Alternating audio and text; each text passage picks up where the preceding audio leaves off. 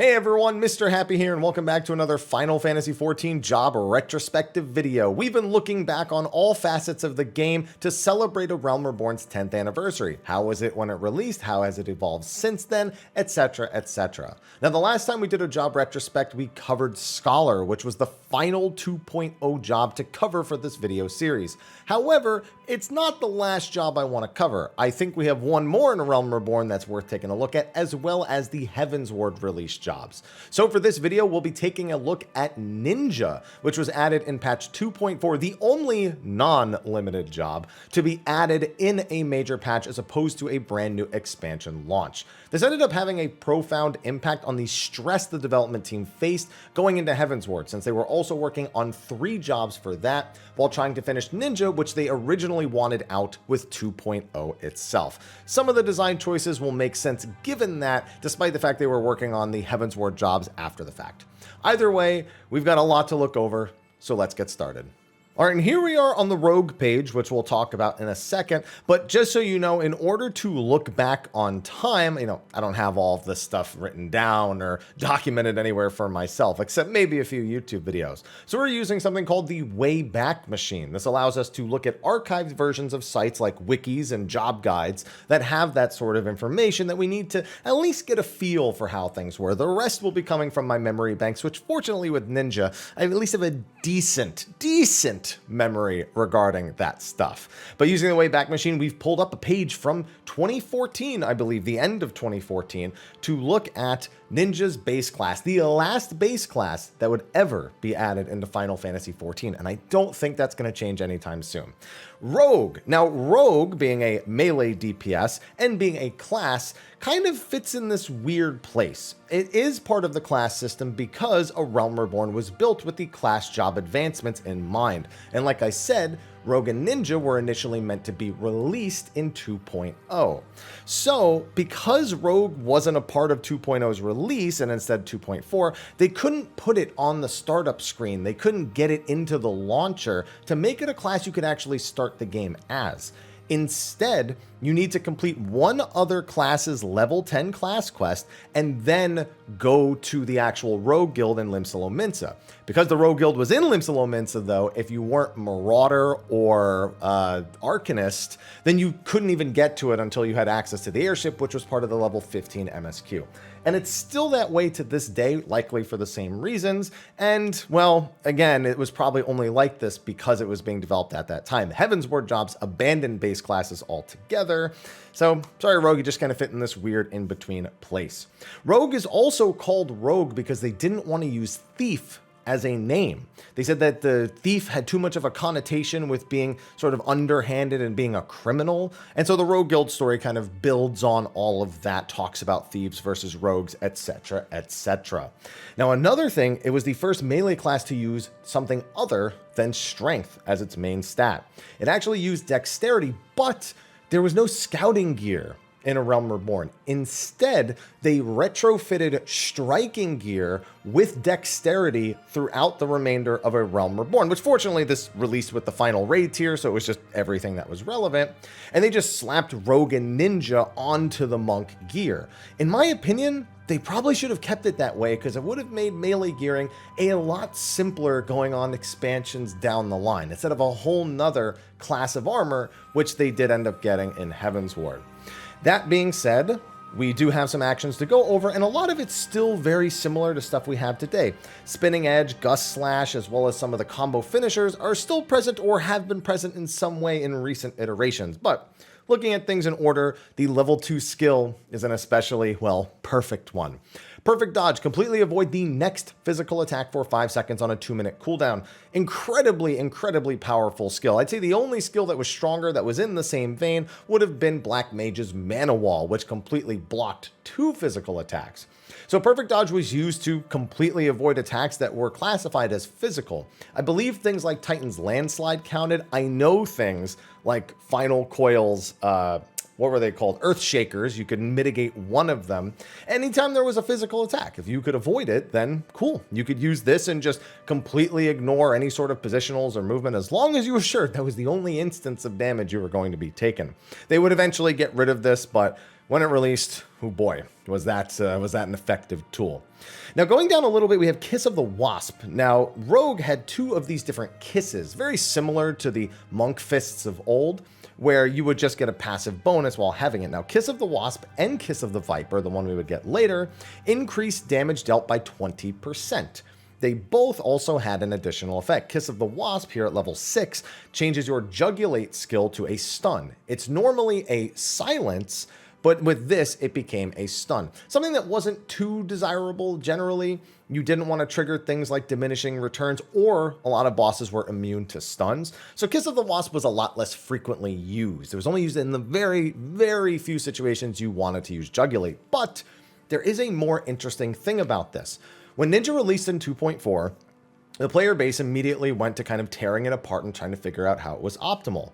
One of the biggest things that they figured out was to use Huton before the boss was pulled and then wait enough seconds to make sure you could then do a ninjutsu in your opener. Apparently, the developers didn't account for this, and it changed the way that damage was meant to be dealt. So Ninja was performing way above. Part of the reason for that is because Kiss of the Wasp was all damage dealt. So because of those extra ninjutsu casts they were getting, they hadn't really accounted for how that was going to, I guess, swing the DPS and give them a little more than anticipated. So increasing damage dealt would be changed later to only physical damage dealt. And we will take a brief look at that when we look at Rogue later. But didn't change the fact that they had introduced one of the most important jobs, one of the most toxic jobs for allowing other melees and DPS to fit into parties, because it just became such a staple. And why, you know, most of you know, but it'll make sense as we scroll down. Mutilate was just a dot. You know, every job had to have some sort of dot maintenance. So every, 30 seconds you would reapply that. It's like 18 seconds at the lower levels, but max level it was 30 seconds. Hide. Now, hide is actually somewhat useful of a skill nowadays, but back then, it was not useful at all. Yeah, it made you invisible and you could sneak past things, and that was cool, but it didn't work on higher level enemies. It couldn't be executed in combat, still can't, but it also didn't have any other effects. It was literally only there to grant you access to a couple of skills, which then one of your later skills will let you access in combat. So it was just impossible to use in any practical sense in any meaningful encounter. Yeah, it's nice in like low-level dungeon trash to just throw on hide real quick and then hit something with one of your other attacks that requires hide. But other than that, you couldn't really get a whole lot out of it. Assassinate, basically like Mercy Stroke, which we've talked about a lot in this series. It's just an extra off global that can only be used when an enemy is under 20% HP. Just helps finish things off a little bit faster, once every 40 seconds. Throwing daggers, basic ranged attack, nothing fancy there. Then we come to Mug. Now, Mug has a very different function nowadays, but when it first came out, it was just an off global. Now, that off global could have one or two bonus effects. The first, well, one or another bonus effect. So the base effect is increases the amount of items dropped by target if Mug is dealt before or as the finishing blow. Yeah, not a great thing. Now, yes, you could actually use it on overworld mobs that you were farming if there was like a material you wanted, but once every 90 seconds. Honestly, I remember using Mug and getting something as a bonus from a primal, like one of the crafting materials or something. So I guess that would have been the most useful use for that.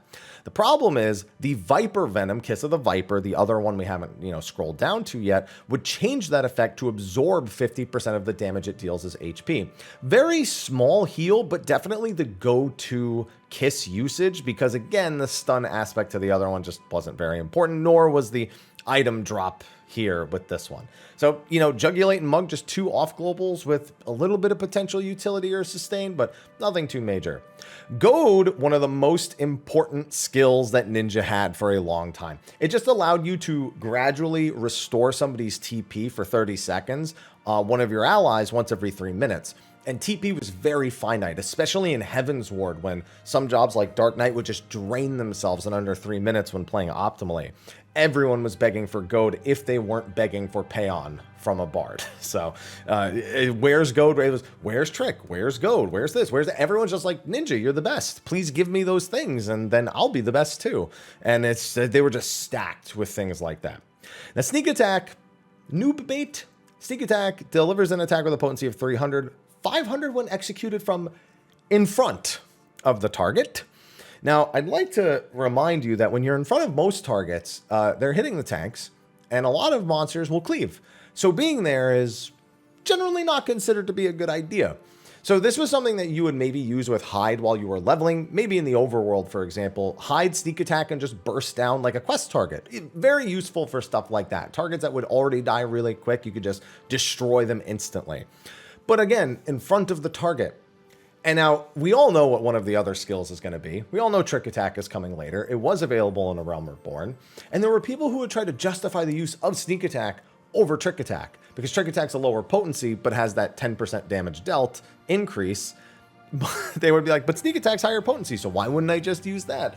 Oh, I remember having that argument so many times. There was a lot of arguments about Ninja all the way through Heavensward. It was a job that was so terribly misunderstood by players who were either used to other MMOs or weren't experienced in Final Fantasy XIV, or just didn't have any sort of, job proficiency on it, I suppose. Aeolian Edge, the end of their basic 3-part combo. They get that by 26. Very boring job up to that point. Kiss of the Viper, we've already mentioned that it does the damage dealt, the Mug absorb, and, just it's the alternative to Kiss of the Wasp. Jugulate, we've already mentioned a bunch, so don't need to talk about that. Dancing Edge. Now, Dancing Edge is another one of those things that made Ninja as almost required in raids as it was. So up to this point, the damage resistance debuffs were available on just a few jobs. Warrior had the slashing one and would provide it for both Warrior and Paladin. Dragoon had the piercing buff debuff and would provide it for themselves and bards. And Monk had the blunt debuff along with intelligence reduction, and that the blunt resistance was really only for themselves. It was like book smacks and rod whacks, and that was like the only other thing that benefited. Still to this day, as a matter of fact. But when Ninja got Dancing Edge, two things happened. One, if you had a warrior in the party, Ninja could skip this and their overall potency across the fight would be higher, unless the warrior needed help and you would communicate, hey, can you do the next slashing? And then you'd go, okay, fine. Or, you could be providing it if it was maybe just like a double paladin comp. It basically gave them just another thing on top of Goad, on top of Trick, on top of some of the other stuff they'd get later that just made them stand out, and it made Monk's blunt resistance reduction look even worse. That would be something that would get much worse for Monk and Heavensward, but we've covered that in this video series already. Death Blossom, point blank AoE. Shadowfang used to be a part of a 2-part combo. You would do your first part of the combo, Spinning Edge, the first part of all 3 of your combos, and then this was just a 2-parter. You would apply Shadowfang, it would last 18 seconds, so basically every 3 combos, you would reapply Shadowfang, and it was just on top of Mutilate, another thing that you had to maintain.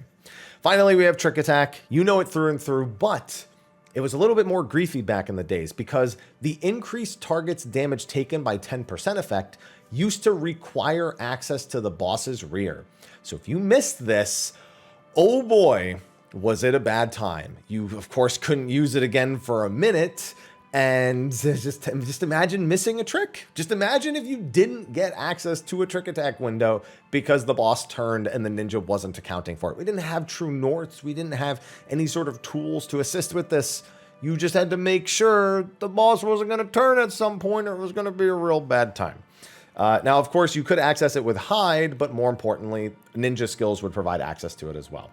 As for the rogue traits were always kind of weird. They looked like they just looked at World of Warcraft and said, I guess we'll do that. On top of dexterity, reduce damage taken when falling, and increase movement speed. Like, the increased movement speed's still there to this day, and sometimes when you need to be kiting mobs at a specific pace, a specific speed, it can be a little weird, but most of the time it ends up okay. Enhanced Go, just more TP. Shadowstalker lets you move quicker while hidden, not a big deal.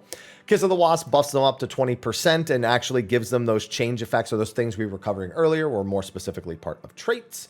And then you would have Mutilate duration to 30 seconds and Death Blossom potency to 100. Nothing too fancy there in the traits. Like I said, it's like they copied Rogue and WoW and then added a couple things, so no biggie. But Ninja, of course, is what Rogue becomes at level 30. Now, you do need level 30 Rogue and level 15 Pugilist. Now, and of course, being a melee DPS, there are some other skills that they get access to with cross-class that are basically mandatory. Now, the big thing with their skills, 4 of their 6 job skills in A Realm Reborn were Ten, Chi, Jin, and Ninjutsu. So basically, Ninjutsu looks at which of those 3 mudras you've pressed, the order you've pressed them in, and then allows you to execute a Ninjutsu at the end of it. You have to do all 3 of them back to back, and they were, up until all the way in 5.1, off global skills. If you interrupted them with a weapon skill, press the same one twice, then you would get a very negative effect from ninjutsu, which we'll show off in a second. As for their other job skills, Shikuchi is Gap Closer. They still have access to it now. It's even more mobile. The animation is way faster now, and we have better ground targeting quality of life than we did back then, so it's way easier to use. And then Kasatsu, which back then simply reset the ninjutsu recast timer and ensured critical damage. If you're newer to the game and you wonder why some people think Kasatsu guarantees a crit, it's because it used to, and they just remember that and aren't too familiar with how it works nowadays. But again, just another part of your burst window, another part of your trick window. Now, moving into the ninjutsu actions, all of these are some combination of Tenchi or Jin. It's kind of cut off on the right-hand side. I'm going to actually adjust that. Sometimes we got to do a little bit of editing on the fly, and that's a-okay. Would you look at that? Simple and done. And these things are where we ran into a lot of new player bait or grief or disagreement amongst players. First and foremost, Fuma Shuriken. One button, any one of your 3 mudras, and then ninjutsu, bam, throw it, done, instant, quick, awesome. Then you have Katan, which is, AoE around the target, pretty simple. You have Raiton, stronger single target, 2 button presses, just like Katan. And then Hyotan, only for utility, very rarely used it. Yeah, the bind in PvP was something that was nice, but in PvE, it's just very rare. There were cases, I've seen it used in PvE, but it is not very often. Then we get into the 3 button presses. Now, Hutan, I already mentioned, was something the developers didn't account for us doing before pulls. 15% attack speed. I mean, Hutan's been Hutan for ages. It might have changed duration or how it's extended, but Hutan's always been Hutan. Similarly, Dotan's always been Dotan. You would put it down and it would do, a little bit of damage every few seconds for 24 seconds and apply a heavy while people were inside of it or while enemies were inside of it. However, when Ninja first came out, a lot of people didn't know how the game's damage over time system worked. There is currently 2 means that damage over time is calculated by ground effects and by applied debuffs. Applied debuffs sit on what's called an internal timer. Basically, the entire game sits on this 3-second clock in which heal over time effects and damage over time effects all occur on that 3-second clock every time it ticks. That could be 0.1 seconds after it's applied. It could be 2.9 seconds after it's applied, but you'll still get the same number of applications and dot ticks the entire time. Ground effects do not follow that internal clock and instead just tick every 3 seconds. However, people thought that it ticked every 1 second, so they would use single target Dotons going, oh, 30 times 24 is this. Why would I not ever use it? When it's really 30 times 8 because you'll get 8 3-second ticks across that 24 seconds. So you used to see that mistake all the time, and you do still see it occasionally, but at the very least, it would have some instances of use. Pre-pull Dotons would become a thing at some point, as well as the more useful bits of it in AoE pulls to make it more competitive with Katan and some of the other later skills. But it's always been an incredibly memey skill because people don't understand how to use it optimally. And it was way worse back then.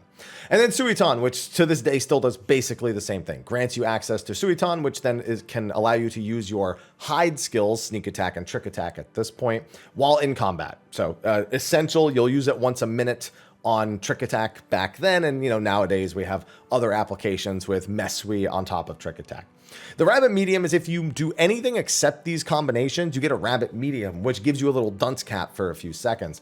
Funnily enough, though, some people would get a rabbit and then not press it because, oh, I don't want to be embarrassed. But by doing that, it actually delayed the ninjutsu, so it was actually a DPS loss to not just accept that you screwed up and press the button, which was even more trolly. So that actually dissuaded a lot of people from playing, still does occasionally, because they don't want a visible representation that they were unable to do something. Not to mention, it means that if you lag for even a second at times, it could be an absolute nightmare, especially if you were playing in a high ping scenario. You didn't want your GCDs clipping, and they were pretty much guaranteed to clip with all these off global cooldown 2 and 3 button, 4 button if you include the ninjutsu button press options. And then if you had high ping, there was a chance that maybe the animation would lag or like the button press would lag and it would just refund your ninjutsu. And again, that's still been a problem, even up to patch 6.3, where it was a major problem, despite all the changes they've had over the years. On top of that, the activations were longer. It was just way clunkier. I loved it though. I ended up swapping to Ninja for the final coils after we realized that double barred probably wasn't ideal. And while it took me a while to learn, longer than us actually finishing the fight, I grew to love it and use it in Heavensward as well. Now, moving into cross-class, these are pretty standard for the melees. You have Lancer and Pugilist. You'll want Blood for Blood. You'll want Invigorate. You'll want Second Wind and Internal Release. And then most people would take Mantra as the last one as an option. Keen Flurry maybe for defenses, and Featherfoot, same deal, but rarely are those ever useful in actual PvE. Keen Flurry more than likely, but Mantra would have been the go-to in most cases. But either way, that's Ninja as it released in 2.4, and I've kind of already told you the changes it would get before 2.5, but I guess we could just take a brief look. Most of this stuff is exactly the same, but again, I mentioned the change to physical damage for Kiss of the Wasp and Kiss of the Viper, as opposed to the all damage that it did. Now, that created an interesting scenario, because going to Ninja, the one thing I left out about Fuma Shuriken is it's a ranged physical attack, which meant that Fuma Shuriken was getting that 20% boost from your kisses. On top of that, that means it also benefited from the slashing resistance down and any sort of physical damage only buff that would be provided or debuff that would be applied. On top of that, it only being a single ninjutsu press means you needed to break down the effective action cost of each individual ninjutsu and mudra action. And it came out that Fuma Shuriken and Raiton were very close together, especially in high ping scenarios. It was considered super acceptable to just Fuma Shuriken so you don't clip your GCDs, because then that gets factored into Raiton's potency as well.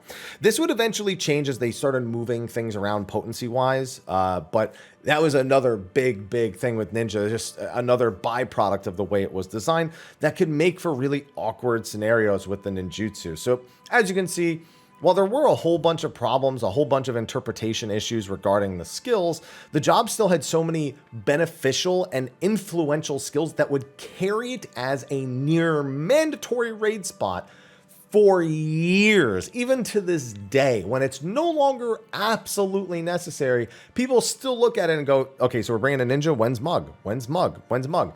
Back then it was, when's Trick? When's Goad? When's this? When's that? And you know what? Heavensward just made that even more the case. So while Monk was already being pushed into obscurity by the job that not only stole its gear, but was also stealing its place in the raid, moving into Heavensward, it became even stronger. All right, now we have Heavensward Rogue. Now, if I recall, the Rogue page probably hasn't changed too much. The biggest thing is Perfect Dodge has already been changed to Shade Shift. They were not going to let that continue to be the case with the complete dodge effect on Perfect Dodge. Now, an HP shield, something that will be consistent through most of the rest of the expansions. I think it changes maybe in value or in cooldown or something over the expansions, but it has that general effect for the rest of its existence. They also lowered Kiss of the Wasp down to only 5% and Kiss of the Viper. Well, actually, I say that. This might not be factoring in traits. That happens a lot with these old pages. Sometimes they include the traits in the description, sometimes they don't. So you know what, that actually is the base value of these things in A Realm Reborn as well. So let's wait and see that instead of just considering that the change. Mutilate, and you know what, actually to support that, Mutilate's only showing 18 seconds here, where it showed 30 seconds before. So almost certainly the case. So same, the physical damage as well, same. Hide, same. Assassinate, same. 40 seconds even. Throwing daggers, Mug, same. Goad, same. Sneak attack.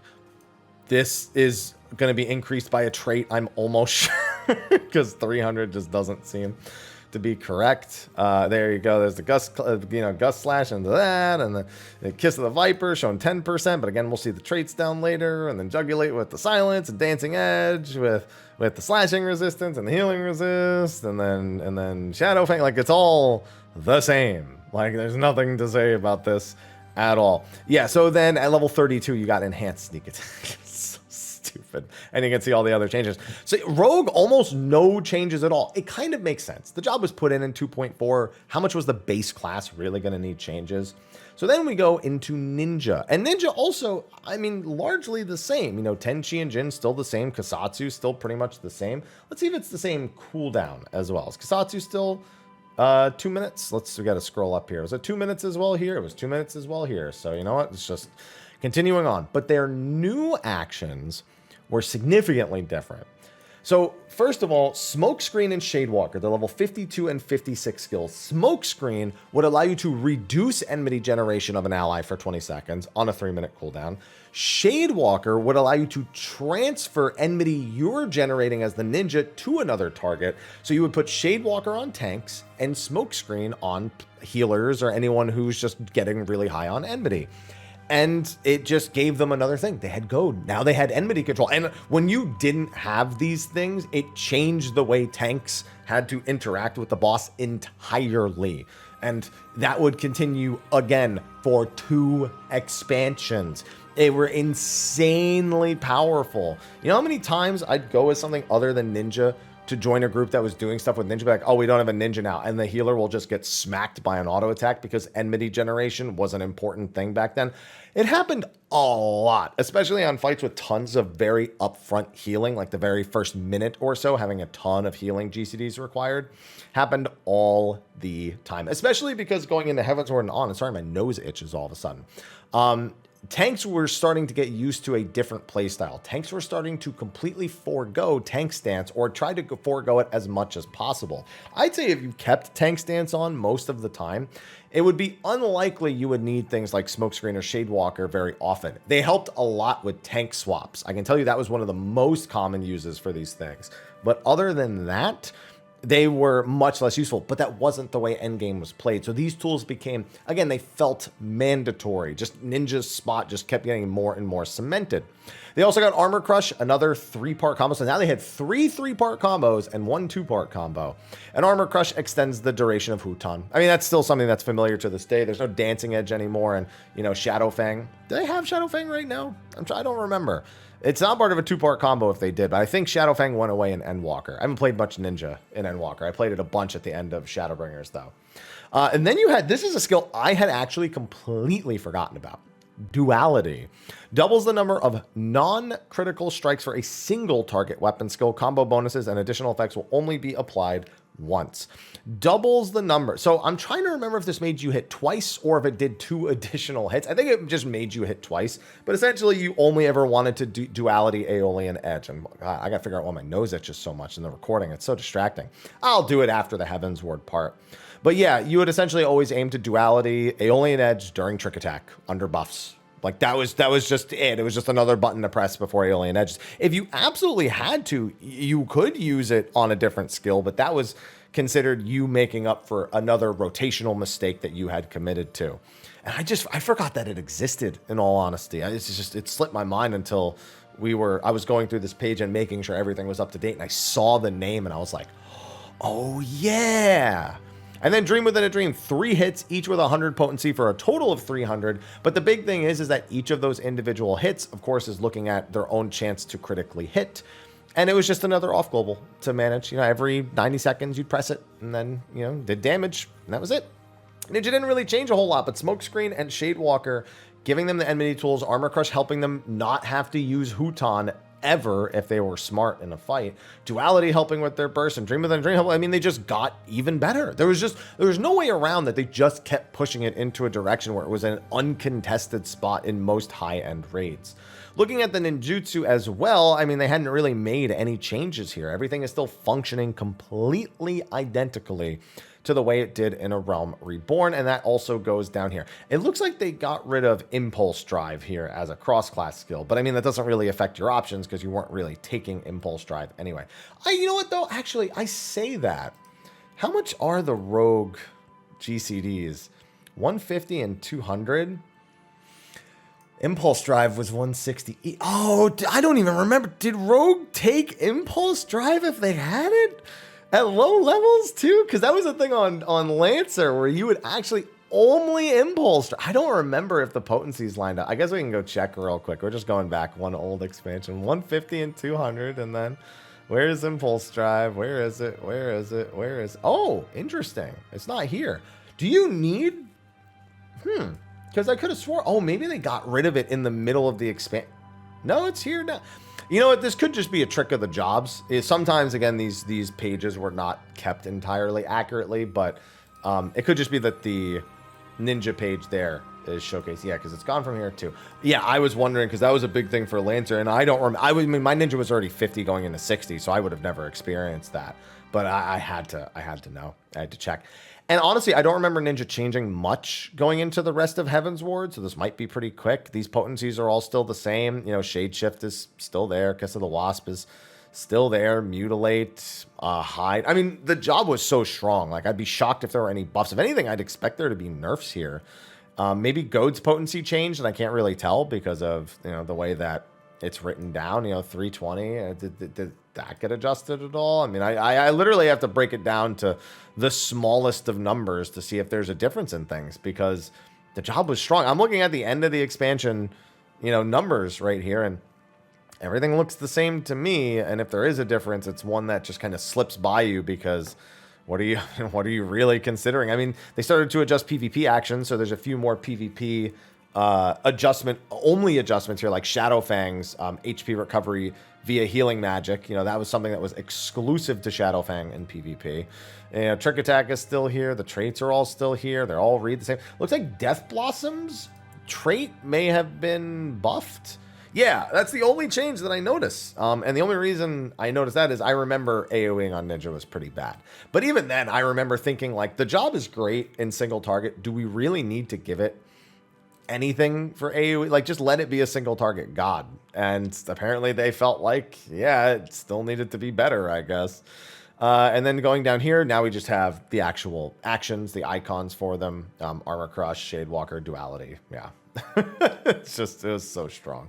It was so strong, it was so stupid. Oh, but these ones broke. Fantastic. And they still hadn't made any changes really to potencies over here. So yeah, I mean, that's Ninja and Heavensward. It was Ninja from A Realm Reborn, but way better. I mean, there's really nothing else to it. And I'm not going to lie.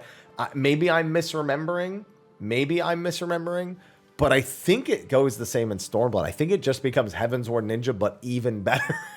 It just keeps happening. So let's move on to Stormblood at this point. All right, now we're off the Console Gamers wiki and into the official job guide, but we're going to rewind back to, what is that, July 4th, 2017. Mercaday. Yeah, let's look at Ninja on Mercaday. And we'll just see how it was. So fortunately, being the start of Stormblood and being the job guide site, we actually get these changes listed over here on the right. Now, interesting thing I kind of glossed over from before, action now exclusive to Rogue and Ninja. So you might be thinking to yourself, oh, that means Shadeshift was cross-class before. It was, but it was only cross-classable for, well, classes. No job had access to rogue skills except for Ninja itself. So this was just a formality because they removed the cross-class system in Stormblood, but otherwise Ninja was the only job that could realistically access it in meaningful endgame content. Though in PvP, when people would go as classes, Shadeshift was kind of nice for them. Gust / potency increase. Hide, finally getting that useful utility we know it for now. Resets ninjutsu recast timers if out of combat. So you could Huton before the battle and then hide, and then you would be able to start the battle with your actual ninjutsu. So hide now a very useful skill and would continue to be so into the future. Assassinate, still the same. Throwing dagger, still the same. Mug, now reworked. No longer anything to do. As you can see, the kisses aren't present here. No Viper, no Wasp, anything like that. And that means the absorb effect is gone as well. However, they had introduced job gauges in Stormblood, and so this generated Ninki. This is still one of its major functions. I believe, actually, even... Does Mug still has that, doesn't it? Even after they made it the 5%. Actually, I guess I don't remember. Either way, it's been through... quite a bit, and Mug has always had this kind of more useful place. It wasn't just a random OGCD anymore. It was a part of your Ninki management, a part of your major job mechanics. So this is the start of that, even if it would undergo some changes, especially going into the more recent times in Endwalker. Trick Attack now level 18, and that is because Sneak Attack is gone. They finally got rid of that attack, and it should have been gone in Heavensward. No more noob bait on that one. Aeolian Edge, just changing its potencies around, changing its TP costs around. Jugulate now just has the silence on it, doesn't have the stun effect that you can change it to or anything fancy like that. So just an off global with a silence. If you needed to use it, you could. And then we have the ninjutsu, we have Ten, we have Chi, and we have Jin, and we have the ninjutsu skill. Shadowfang, combo action changed from Spinning Edge to Gust Slash. So now it was part of a 3-part combo. I remember not being a huge fan of Ninja and Stormblood personally, and I know I'm far from the only one because of some of the other skills that were introduced. And while you acquire it earlier, it has the 21 seconds. It also had the reduced target slashing resistance by 10% because oh, that's right, Dancing Edge was gone at this point, wasn't it? Because they combined yeah. Man, I forgot they did that. I didn't, like I said, I didn't play it. I played Monk all throughout Stormblood as much as I played Ninja throughout the early portions of Heavensward and the late portions of A Realm Reborn. Yeah, so now it was the combined reduces slashing resistance and the damage over time. Okay. I had forgotten about that. Okay. No more healing effect on it, however. That's now gone entirely. The one from Dancing Edge, that is. Shikuchi, unchanged. Death Blossom, now Rogue and Ninja exclusive and got a flat potency buff. That's because I believe they got rid of the trait, so they just made it the potency that the trait used to make it. Kasatsu, still the same. Smokescreen. Armor, Crush had its potency buffed up, and of course had its TP cost reduced like all the other skills. Shadewalker, unchanged. Duality no longer stops critical damage, so now Duality hits crit. And so it was buffed. Oh boy. Dream Within a Dream, only 1 minute, and its potency was increased to 150 per hit. And then they got their new skills, which mostly had to do with Ninki. Hellfrog Medium, which was an AoE Ninki spender. Now, back then, for a long time, it was 80 Ninki to use a skill, and you could hold up to 100 Ninki. So Hellfrog Medium and Bavakakra, AoE and single target Ninki users alike, you know, you needed it to be almost full, and there was a regular risk of overcapping. It was a genuine concern for a lot of people, especially in fights with like downtimes and breaks where your Ninki management would change to some degree. So that was that. And then their last Ninki spender was Tenchi Jin. Now, Tenchi Jin, when it was first introduced, very similar to the way it is now. Basically, it was an off-global. It would, you know, make it so that every time you basically could do a chain of ninjutsu. But when it was first introduced, you had to press Tenchi Jin, which meant you couldn't move, you couldn't do any other action, or you would interrupt it and screw it up. But you'd still have to press a ninjutsu, a mudra, then a ninjutsu, then a mudra, then a ninjutsu, then a mudra, then a ninjutsu. So it was 6 button presses after Tenchi Jin to go through it, and all those were off globals, and it was kind of weird and clunky for quite some time. Now, it did also double the potency of those skills, so, you know, it was really strong. But you had to, having to press ninjutsu between every single button was still a bit of a pain, even if it was still way less mudra presses than trying to do 3 individual mudras as a whole. So this scared a lot of people away from the job because of the risk of binding yourself at a bad place and losing a ton of damage. Ninki was getting too close to cap, so people are having trouble managing it. And they were still responsible for the enmity generation on Smokescreen, the enmity generation on Shadewalker. They were still a trick attack bot. And then some of their remaining tools were thrown into roll actions. But I mean, just it was what it was. And then you still have Raiton as 360, Fuma Shuriken as 240. So you still had all that had to be considered, but you didn't have the kisses anymore. That was a big change. That changed the value of Fuma Shuriken amongst Raiton because they no longer had those built in. But I don't think there were traits that did what the kisses did, but I guess I'll find out as we scroll down. Suiton, Doton, Huton, nothing else fancy to say about all these. Moving into the roll action, second win, arm's length, leg sweep being a stun, diversion, you know, reducing enmity generation, basically the old quelling strikes. Invigorate for TP, goad now being a roll action, you know, still quite useful. Bloodbath, feint, crutch, and true north. Nothing fancy here. These are just a bunch of other cross-class actions. Some they had access to already, some they didn't, and now they do. And you at the beginning, I believe at the beginning of the expansion, you had to choose, you could choose up to 5, and then within a few expansions, or within a few patches, I should say, you were able to bring all 10 if you really wanted to. You didn't usually, but you ended up. It was funny because they were talking about like, oh, we're trying to reduce button bloat with Stormblood a little bit, and then, you know, we don't want anyone to have too many buttons, so we're going to limit this to 5, and then we had the limit raised to 10 at some point, and it was like they had completely undone all that stuff. It was so weird. Moving down to traits, they have the dexterity trait, still the falling trait. Increases damage dealt via actions by 20%. Yeah, there's dripping blades too. But that's just, it's all actions, you know. There's nothing fancy about that. This is Ninki. Every auto attack, you got 6 Ninki. And then on top of that, of course, Mug would generate it after you got to this trait. And this was the introduction of Enhanced Shukuchi. After using Katan, Raiton, or Hyoton, it would reset the recast of Shukuchi. Awesome trait, even more. It's insane how powerful that trait is nowadays. Just the sheer amount of mobility was absolutely nuts already, and it just kept getting better and better and better, even if it hits a bit of a clunky spot at the start of Endwalker. They got rid of the kisses, they got rid of Mutilate.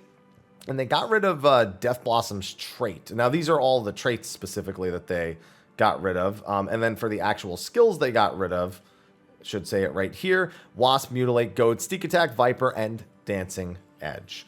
Now, moving down into the job gauge, I mean, this I've already explained in detail, so I guess we don't really need that. But that's, you know, they've looked like this since pretty much forever. So going into the end of Stormblood, I don't remember much changing. I guess these are a little broken right now. I'm sure there are potency changes somewhere in here that are important because I just kind of remember that being the case. But I'm trying to find stuff here. They still have the rear bonus on Trick Attack. My goodness. I can't believe how long that survived. Potency, and then there's that, and there's Earth, and there's Ninjutsu. Why are these all broken? Sometimes Wayback Machine is not always the cleanest, I suppose. Yeah, Shikuchi, Death Blossom is still 110, all that's still there. Kasatsu, critical damage, 2-minute cooldown, smokescreen, armor crush. Did they just really? I mean, I'm sure there's a potency change or another TP cost change or something. The Ninki gauge cost didn't change. Tenchi Jin, I think they slightly like spruced up Tenchi Jin by this point. Nothing major. I think they just made it a little cleaner. They were always working at stuff like that, but they were things that would feel kind of good right when they made the update, but then you'd be reminded that kind of the core idea needed to be updated as a whole, which is why in Shadowbringers, Tenchi Jin goes under a big facelift after a patch. And then going down here, yeah, I mean, everything's still the same, except for the images not loading properly. Everything is still pretty much identical here. I think Doton's potency changed at one point. Was that 45 here too, or did that change mid-expansion? Because I don't remember. Yep, it did. See, I listen, see, I pointed out, found a difference. Don't know why they made that difference, but yeah, you know, that's fine. It's there, it's different. Suiton, still 180, 360 on that, 240 on that. Oh, and then, yeah, it can select and use up to 10 roll actions. That's the other major change that they ended up facing. True North did also change to nullify all directional requirements and last 15 seconds. What was it before? Was it like for one hit? What was it? No, for 15 seconds. Oh, it's the cooldown. It has 150 seconds. Here it has 90 seconds. That is a pretty major difference.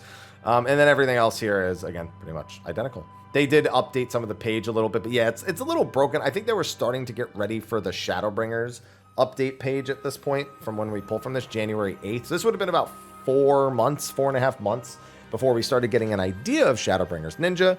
And Shadowbringers Ninja, really the last major change Ninja got, but not going into the expansion. Going into the expansion, it got a few cool new things, but still had a lot of the similar clunkiness and the similar problems that it had in Stormblood. But the journey of Ninja throughout Shadowbringers is one of profound change for a job that was already a staple. To round it out and make it play just that little bit better, oh boy, did that have repercussions for years to come. All right, and here we are with the Shadowbringers Ninja. This is from July 30th, 2019, so about a month after Shadowbringers came out. And as we can see with the revisions here, there's a few things. One, Shade Shift now nullifies all damage types. So it was only physical damage up to this point, and now it is all damage in Shadowbringers.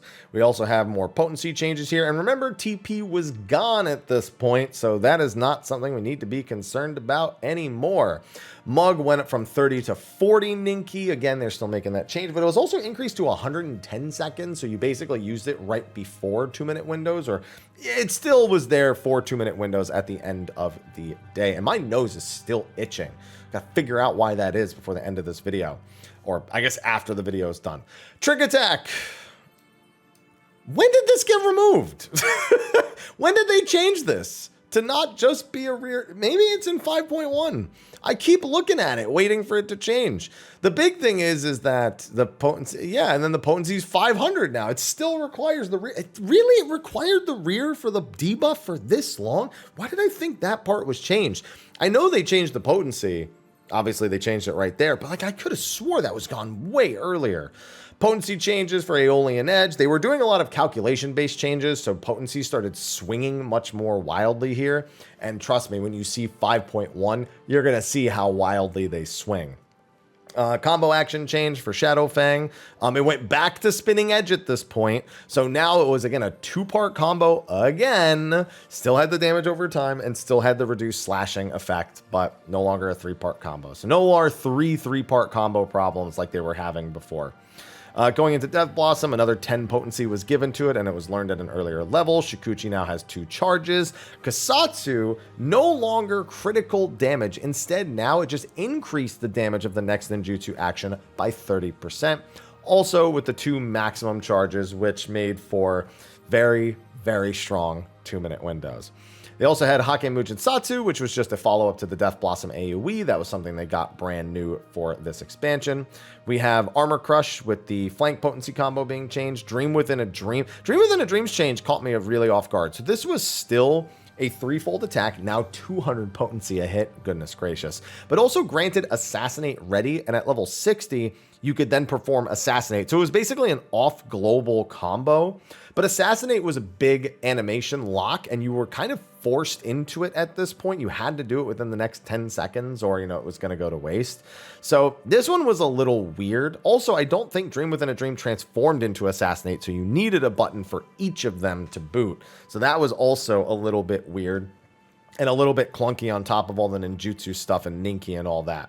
We still have Hellfrog and Bava, still 80 Ninki each, and then Tenchi Jin, which was still functioning largely the same with the 100-second cooldown. Was that 100 seconds in the previous expansion? Let's go back and take a look. I don't remember if it was 100 seconds. It was 100 seconds. Okay, was it 100 seconds the whole way through? Because now I feel like I gotta know. Was it 100? It was 100 seconds. Okay, just making sure, because I couldn't remember precisely because I wasn't paying much attention to the cooldown. Then we have their new skills, Mesui, Dispel Suiton, and increase the Ninki gauge by 40. This is a very important skill nowadays, but it had questionable use back then. Because here's the thing, you'd technically be able to get 2 Suitons in most cases, because you would get one from Tenchi Jin, and you would get one from just doing your general ninjutsu. So yeah, but getting just the 40 Ninki gauge, I remember a lot of people not being like crazy about that. I feel like I remember some people going down the Doton path just because, no, that doesn't sound right. I don't know. I remember something weird about Mesui at the start of Shadowbringers that made it seem less useful, or like people weren't using it as well. I don't remember. Something's off. I just can't remember what it is.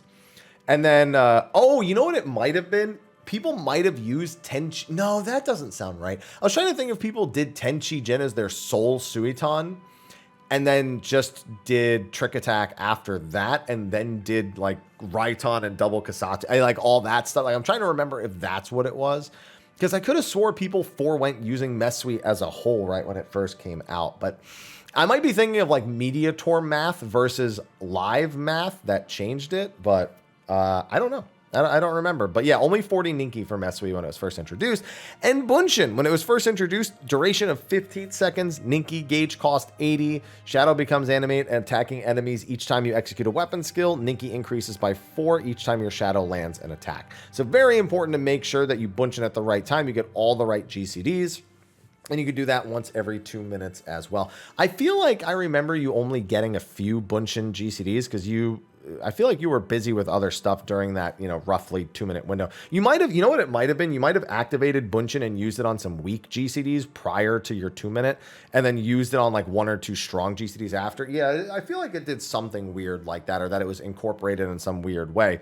Fun thing, at the media tour, which I attended for Shadowbringers, where we got to play an early build, Bunshin actually applied Shadowfang twice, so you could double app the dot, but that wasn't something that made it to the live version. I was very disappointed in that case. But also some skills that were gone: Jugulate, Smokescreen, Shadewalker, Duality, Tank, Aggro wasn't really a problem anymore, and Duality was basically replaced by Bunshin, although they didn't function the same entirely, but the ideas were similar enough. Now going into Ninjutsu, the potency increase on Fuma Shuriken, again they were making some potency changes, and Raiton also got an important change. They both got plus 40 potency, and at this point we were no longer like Fuma Shuriken-ing very often. Like the whole off global using Fuma thing had kind of gone the wayside because of all the potency changes and trait changes and skill changes they'd been making already. And this, while it increased both of them, which of course made them both more useful under Tenchi Jin, it otherwise, it was just kind of a surface level change. And then Suiton, now lasting 20 seconds. That's a huge change because people would Suiton well before their trick window and then hold it until their trick window. And this was the beginning of that kind of trend. It was a huge quality of life that made their burst window much more manageable and also act as kind of another signal of when to start it. So I was a big fan of that change when they made it initially. On top of that, Kasatsu also grants access to a few new spells once you hit level 76. Katan under Kasatsu becomes Goka Mekyaku, a super-powered AoE, and Hyosho Ranryu, which was the replacement for Hyotan. So now Hyotan had a use while it was under Kasatsu instead of using Raiton and its 400 potency. But bear in mind, Hyosho is going to undergo a major change within one patch after the expansion launch. Now we of course have the roll actions, which had changed a decent bit at this point. You know, leg sweep was now level 10 and you know, it just wasn't as bloated anymore. You know, you don't see goad in here. You don't see, what is it? Diversion, invigorate, goad, and crutch all gone. TP was gone. So these two went. Enmity control was basically a null and void thing at this point, and crutch was never that useful in the first place. And these are the ones that survived. The most important ones, of course, being arm's length, true north, feint, the things that you know it for now, the roll actions you know them for now. This was where they were really solidified. They started in Stormblood, but really got it right here. Then for traits, you had Ninki. You know, they got rid of all the Dex traits and everything. They got rid of all the Kiss trait. Like almost every original trait is basically gone here. And then they have the Ninki trait, which is no longer auto attacks, is now weapon skills and completing combos for the bonus. So no more of that weird. That was another really weird thing. The auto attack Ninki made it so that if you missed autos while you were dodging mechanics, it was just so much worse. And then you had to gauge and then trying to stay in auto attack range to make sure you had the right amount. It was just really weird. Mug now 40, we covered that earlier. Shikuchi having charges, that's a trait right here. The enhanced Kasatsu to give access to those other spells. And then Ninki going up to 8 per weapon skill and completing combos at level 78. But you can see Dripping Blades all gone, the just base damage increase traits, which is a lot of the reasons why we saw a lot of those the base damage increases across the rest of the job, and all the dexterity traits. Now this was all well and good, but ninjas still had one glaring problem, and it was a problem that was getting worse and worse as they added more and more ninjutsu related stuff, more and more Ninki related stuff. The ninjutsu being off global was still scaring people away. It was still a bit clunky, and people with even mildly rough internet connections, triple digit ping at the very least, were still running into a lot of issues playing the job. So in 5.1, they light reworked the job, and it's much more similar to the way it is nowadays. Most of these skills are still relatively similar. You know, Mug's still the 40, you know, Gus Slash still here, Hyde's still here. All of the bases here are still very similar, but change number 1, Trick Attack no longer requires the rear in order to get the effect of the boost. However, the boost is now only 5% and lasts 15 seconds. This was actually seen as a pretty good change because the 10-second window for the original was very rough for a lot of jobs. This made it easier for the ninja. This made it easier for other players at the cost of it being a lower amount, which no one really minded at the end of the day. It just changed the way that we utilize the window as a whole. Moving forward, I believe Shadowfang no longer a combo action. It was a standalone button you'd press every 70 seconds to apply the dot, which means, yes, you would apply it every trick attack window, basically. Then we had changes to Tenchi, Jin, and Ninjutsu. They were all put on the global cooldown. I suppose putting them on the global cooldown is the simplest way to put it. Basically, pressing it would trigger the cooldown of weapon skills, mudra, and ninjutsu actions. So instead of trying to weave them between globals, they were now a part of that same system, which made it so that it was much cleaner and more comfortable. What it also meant was all the ninjutsu saw mass potency increases because they were no longer competing with other off-global skills and were instead competing with all of your other global cooldowns, which had also gotten potency buffs in this expansion, which exacerbated that. And you'll see just how much it went up in a little bit. It's pretty nutty. You're pretty familiar with the way it works now, and it's pretty much the same thing. And then, you know, allows the execution of a single ninjutsu without consumption of mudra charges. So on top of that, yeah, they also had 2 mudra charges. I think that's also new. I don't think they had mudra charges yet here. No, they didn't. Yeah, they also gave them charges at this point. You could hold up to 2 of them. And Kasatsu would make it so you didn't even consume the mudra. So this is where they became almost like melee spellcasters, because they would just sling ninjutsu literally nonstop. I love when they made this change, and I still love the way it works now. I love doing, you know, it's just there's so many of them back to back, and it just, for me, it feels really good. I was a huge fan of the 5.1 changes and how it's gone since then, especially when I would bring it into raids towards the end of the Shadowbringers expansion. But wait till you see those potencies. Goodness gracious. Assassinate ready, you know, all this stuff. They also changed all the Ninki skills to only cost 50 and brought their potencies, you know, way down as a result of it no longer being 80. But it meant that, you know, having 100 meant you could use 2 of these skills, and it just made the Ninki management way better for all the players. They also took Tenchi Jin off of the Ninki gauge as a whole, which on top of the other change just made it a far more usable skill. They also made it a flat 2 minutes, which just makes it way easier to use. And Mesui granting you exactly 50 means it grants you exactly a Bavakakra or Hellfrog medium, which also made it far more user-friendly. Instead of being half of a ninjutsu, it was now one whole, I mean, half of a Ninki skill. It was one whole Ninki skill in value, and that was very much enjoyed.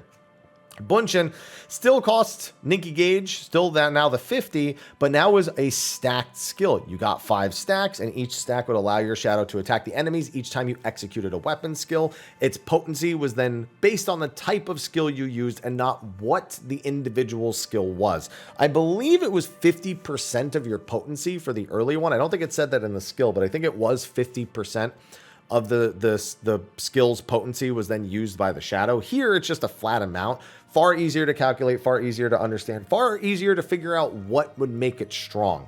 So if you use the melee attack, 200 max potency you could get out of this was 1,000. You also got the 5 Ninki gauge every time your shadow lands an attack. And speaking of which, the Ninki generation, of course, through the traits was also going to be fixed to make these new numbers make more sense.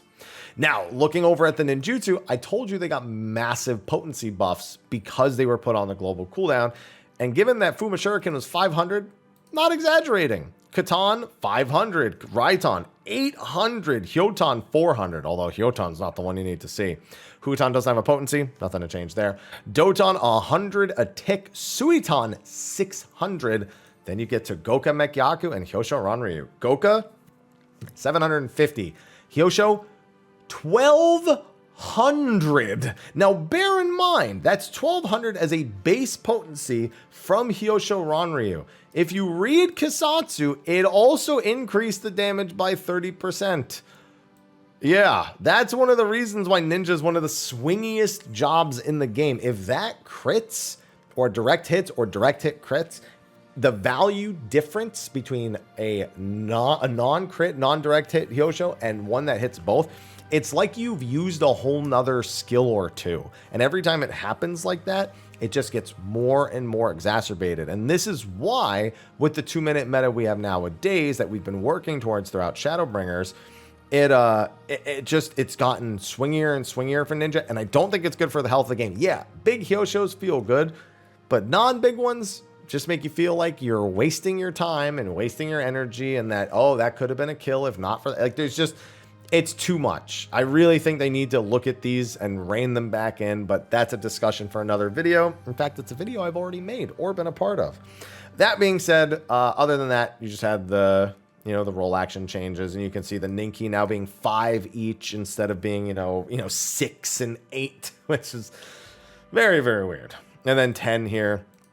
Also, Shadowfang on top of that. So this says landing certain weapon skills. This one specifically says Shadowfang, or completing a combo with Aeolian Edge or Armor Crush. I think what this is, I think they both work in conjunction. This is every weapon skill, but then these specific ones would then become 10, which would make the generation faster once you hit level 78. And then you go down here, and everything else looks good and looks and feels the same.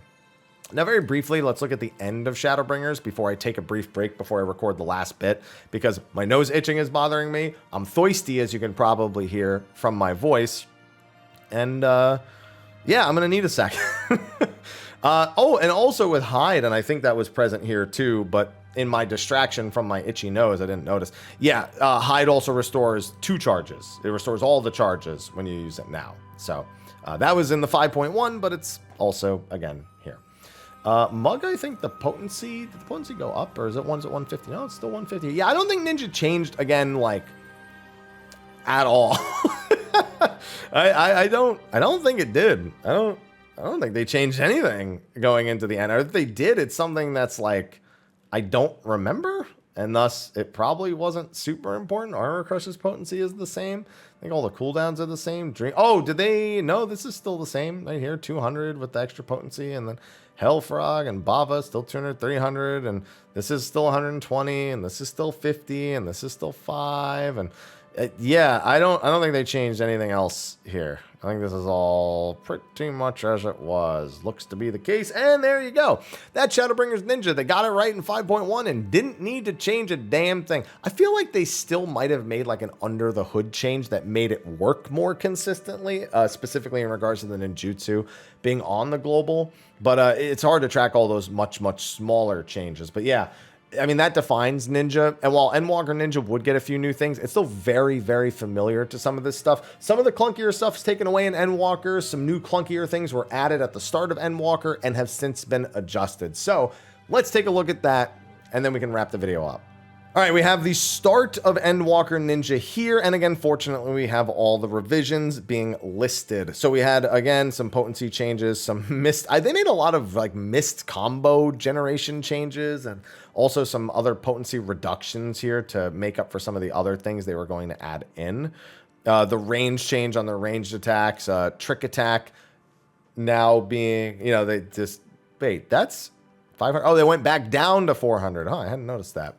Aeolian Edge, you know, potency changes, rear attack. Yeah, they just reduced a lot of the potencies and increased the rate at which you gained Ninki, and then on top of some of their new skills, they basically performed about the same. I feel like Ninja might have been in a little bit of a weird place when it first came out, but other than that, oh man, Assassinate was still in at the start of End. Oh yeah, that's right. It transforms into a different skill later. It no longer delivers a critical direct hit. Was it a critical direct hit? Hold on, I gotta go back now. Wait a minute. Did it say that? Oh, I forgot. I just missed that entirely. Okay, there you go. Yeah, it no longer does that. It's just 200 potency off global, and requires Assassinate ready. Where did that come from again? I see, now I'm like struggling to remember some of these things, that because it's still required. Oh, wait, no, they got rid of the requirement. I'm done. Oh, yeah. It's saying the whole thing. The way it was structured was weird, because you see how it's on like its own separate line, but the quotations still contain it. I was like, wait a minute. What the heck? That confused the heck out of me. Potency changes. Huton's duration was only 60 seconds, or was made only 60 seconds at the start of Endwalker. Ninki changes. Huton duration changes. Potency changes. All of this. And then this delivers a 3-fold attack, no longer grants Assassinate ready. I'm pretty sure Assassinate became Dream Within a Dream, or becomes Dream Within a Dream. I'm almost certain of that. I'll have to take a look. But yeah, and then this is still just 3 hits, no longer 200 potency a hit, down to 150. But yeah, no longer has the whole Assassinate off global combo thing. Horizon, basically for granting Huton in a single GCD, are giving you the 60 seconds of it, so you don't need to do full Huton recasts in case an encounter. Some encounters you can just Huton during downtime and you don't need to Horizon, but other encounters you feel like you need to Horizon because of the duration of the downtime. I'm not a super big expert in it, but I do see Horizon uses in some of the ultimates, so I know that there is some functionality for it in those. Potency changes. Tenchi Jin pretty much identical. This still 50. Oh, that's right. And now this also increases the potency of Bava, so your next Bava hits a little bit harder. That's nice. Bunshin, potency, also grants access to the new Phantom Kamai, Arthur's makes fun of me all the time. Kamaitachi. There you go. Because I call it like Kamatachi or something like that. When he first heard me say it. This is one stack of your Bunshin will be used on Phantom, but I remember the potency of the Phantom being questionable in the media tour, and I think it was also questionable when it first released. I just remember people not being okay, and I think we'll see that reflected in the current potencies, because it's only 550 here. I feel like if I look at, hold on, let me go look at some of the other things, because you're choosing one GCD where that doesn't end up mattering, and then it's like this is 370, and And then that's 480, because then you'd have to delay a GCD. And I think when the calculations all came down to it, it was questionable about whether or not you wanted to use it for a bit. But I guess I'll have to remember that when we see the potencies later on, if I'm remembering it correctly. Hollow Nozuchi, you can now do an AoE combo off of your Doton, while you're doing your AoE. It requires Hake Mujin Satu to be executed as a combo action or upon executing Katan Gokamekyaku or Phantom Kamaitachi. Yeah, essentially just increase their AoE effectiveness by a lot, because while they were in a Doton, you could combo things like Kasatsu or have your other charges, and you would just do this like extra pulse, and it added up. I actually really liked this mechanic when they added it at the start of Endwalker. The big thing that was controversial, though, were the Raijus, Forked and Fleeting Raiju. So these were 2 GCDs that you would gain access to after you would use a Raiton. And then you'd have to combo them together. So you'd do a Forked Raiju immediately followed by a Fleeting Raiju. And they were both animation locks. They were one of them. Were they both gap closers as well? Am I looking at the current one, or am I looking at, that's 110, 2020. I think I'm looking at the current one right now. Oh, no. 110, 2023 would have been that. Yeah, because I remember these being gap closers. Had they already changed? You know what? That might have been something. No, rushes the target. No, I was right. Look, the first one rushes the target. You know what I think changed? This one doesn't say rushes the target. It's just a single target one. Can only be executed under the effect. You know what? I might be mixing up the Mediator, because in the Mediator, you had to Forked Raiju and then Fleeting Raiju, or you just lost access to them. These are reading like they are separate. Were they really separate at the start of the expansion? When did I pull this from? This is from January. This is like a month and a half after. I think it launched. In fact, I should probably pull up another page from the thing, because I'm almost certain that when it first went live, these were comboed together and you had to Forked and then Fleeting. I do remember them making the change pretty quick. That might be why Phantom Kamaitachi looks like it's better than I remember it being as well, because they might have made those changes within the first month, which would have been the very start of January. I didn't mean to grab the January page, but all the same, these were a huge pain point for ninjas at the start of Endwalker, and they've gradually gotten better, especially since they changed. They fixed a lot of the animation locks. They fixed it so that it wasn't as intrusive to the rest of your rotation, especially with the sheer volume of Raitons you'd have to use anyway, which made it so that it felt like you were doing nothing but Forked and Fleeting Raiju. It was just way too many of them, even with the high potencies. And then looking here, see, that's why I thought this was right, because generally this revision section is only like this when it's like factoring in for the start of the expansion. So I think I am mixing up how they were in the Mediator versus how they are here. And I guess we'll read the most recent one, because like I said, I haven't played a lot of Ninja this expansion. So I feel like I know more about early Ninja than I do about current Ninja, because I played it a lot more over the other expansions versus now. And then these had some potency adjustments. A lot of these were brought down, actually. Raiton only 650 and Fuma only 450. A lot of these were just brought to a little bit lower levels, except for Hyosho, which was 1300. It went up even more. I had forgotten that had happened. Which was so strong. Did Kasatsu not have the thing anymore? Did it not? Nope, it's still. What's Hyosho? Why do they keep doing it? Oh, it's even more frustrating than I remember it being. This is the 10%, 5% change as well to the roll action for Feint. Adel had the same thing on the other side, except the other way. Assassinate becomes Dream Within a Dream at 56. I did remember that correctly as well. This deleted upon, Shadowfang was gone, so they got rid of the wording for Shadowfang. This increased it to 15. This had a potency increase. This had the Mesui effect. And this is the Raiju ready with the maximum stacks of 3. Yeah, the only way you could stack up a bunch of Raijus here was to do a bunch of back-to-back Raitons, because if you used any weapon skill other than a Raiju, it would delete it. And that was, I wasn't a big fan of that. I think it still is that way. I'm not a big fan of that. But yeah, I just remember when they were forced to be comboed together in the Mediator build, and that was very, very concerning. Let me just take a look at some of the modern stuff on Ninja. I want to see, what was it I wanted to look at? I wanted to look at, well, I know the biggest change to modern Ninja, I think they made this change in 6.1. Mug is now the ability effect that you have, you know, it's the thing that gives you the trick attack effect, and it's 20 seconds now. That's the most notable change, the way it is now versus the way it was at the start of the expansion. And trick attack now is just increasing the ninja's own damage towards the target. Then let's see what else. Also, Mug is 40. Was Mug 50 or 40 here? Mug was 40. No, Mug was 40 here too. Yeah, it changed. They changed that over as well. It wasn't the flat 50 like it was before. Aeolian 10. I feel like I'm seeing some potency increases as well. 440 on Aeolian. Yeah, 440 on Aeolian. Yep. So that's a little stronger now than it was before. Okay, I remember Phantom Kamaitachi. And let's see, Kasatsu, Hake. I see some more potency changes here as well. Hurai Jin, Tenchi Jin, Mesui, Bunshin. Yeah, here we go, 600. Mm-hmm. Well, yeah, I mean, they made changes to Aeolian as well, so this would have had to have happened regardless. But yeah, Phantom, I just remember being horribly underpowered. Oh, you know what it was? It wasn't that Phantom was competing with GCDs like Slicing or their starting combos like Gust Slash and Spinning Edge. It's because you were doing all the Raijus, and the Raiju potency was so high that it made committing to a Phantom a little bit weird, because you would have wanted to get the Raiju plus the hit from the Bunshin.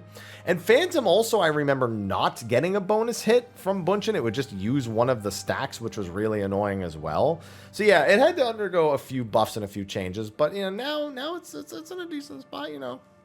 And other than that, I mean, yeah, everything else looks like it's largely the same. So Ninja, one of the most influential jobs on the game, it hit the game at a really weird time, instantly threw everything into kind of a panic, and continued to do so for years and years. Even at its weakest point, Ninja is generally just looked at as a de facto job. It's really not anymore, with the Mug being 5% and it not being, it doesn't stand out as much. You know, there's no enmity control anymore. They don't have to worry about being a TP bot like they were with Goad. And Mug, it's much more in line with what other jobs bring. Ninja still, however, has a massive strength in fights with long downtime, specifically ultimate level encounters, where you're trying to defeat these bosses in very short time windows, having their own 1 minute buff window with trick attack, and having all the major potencies on things like Kyosho, their ninjutsu, their burst windows as a whole, has still made them a loved asset, but no longer a mandatory one. That being said, Ninja is a choice you can't go wrong with, and I'm very curious to see if it maintains that status when we get a few more jobs in the game. People are anticipating, suspecting, predicting, speculating that another scouting job would probably be added to the game's roster in the next expansion or two. If that is the case, we'll have to stack them up against Ninja, and it'll make my versus video that much longer. Anyway, with that, thank you for watching this video. Hopefully you enjoyed this little trip down memory lane for Ninja. If you've enjoyed these videos, be sure to check out the playlist and check out any of the ones that you have not gotten to yet. Be sure to like, favorite, subscribe, and share. And of course, throw a comment in the comment section as well. If you have something you want to say, go ahead and type it. I encourage it. Anyway, with that, I'll see you in the next one. And until then, take care.